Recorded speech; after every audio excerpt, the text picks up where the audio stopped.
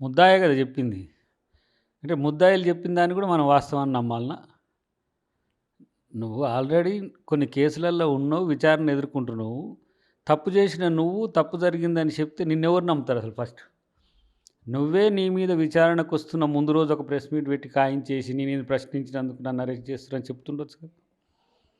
ఏం నువ్వు ప్రశ్నించడమో, నువ్వు బయట పెట్టడమో, నువ్వు జలాలకు సంబంధించో, లేకపోతే వాటికి సంబంధించో చేసేది ఏం కొత్తా? అరిగిన రికార్డేనాయే. మీరు పొద్దుగాల లేచిన కాంచి మీ పని, మీ బామర్ది పని గిదే గదా! కాబట్టి ఇవన్నీ గూడా సాకులు.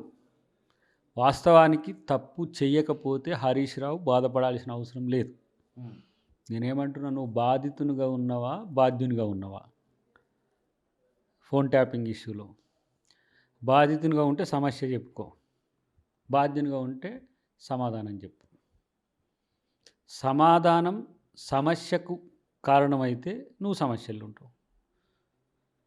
లేదు నువ్వే నిజాయితీపరునివైతే హాయిగా ఉంటావు కదా! నీకెందుకు సమస్య?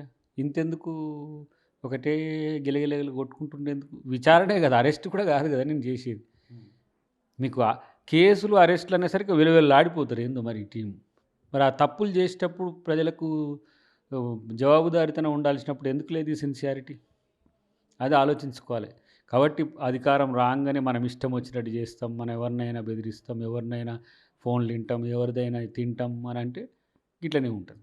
అంటే గతంలో కూడా అటువైపు ఆ సొంత ఇంటి అల్లుడు ఫోన్ ట్యాపింగ్ చేశారంటూ కూడా కవిత కూడా సంచలన ఆరోపణలు చేసింది. ఈ నేపథ్యంలో ఇప్పుడు ఇది హాట్ టాపిక్‌గా మారిందని చెప్పొచ్చు తెలంగాణ రాష్ట్రంలో. ఎట్లా చూడొచ్చు? నేనేమంటున్నా అంటే, కుటుంబ సభ్యుల మీద కూడా నమ్మకం లేని స్థితి బీఆర్ఎస్ నాయకత్వానికి వచ్చింది. అది కేసీఆర్‌కి వచ్చిందా, కేటీఆర్‌కి వచ్చిందా, హరీష్ రావుకి వచ్చిందా అనే విషయం తేలాలి. కుటుంబ సభ్యులంటే మీరేమైనా చేస్తారు. బయట ప్రజలు ఎందుకు చేయాల్సిన అవసరం వచ్చింది?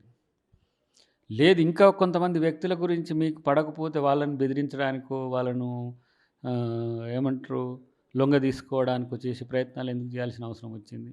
ఇది పద్ధతి కాదు కదా!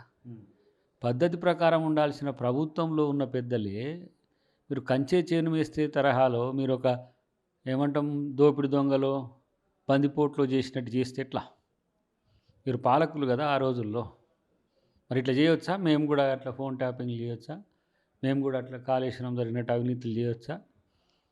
మీరెందుకు విమర్శిస్తుర్రు మరి?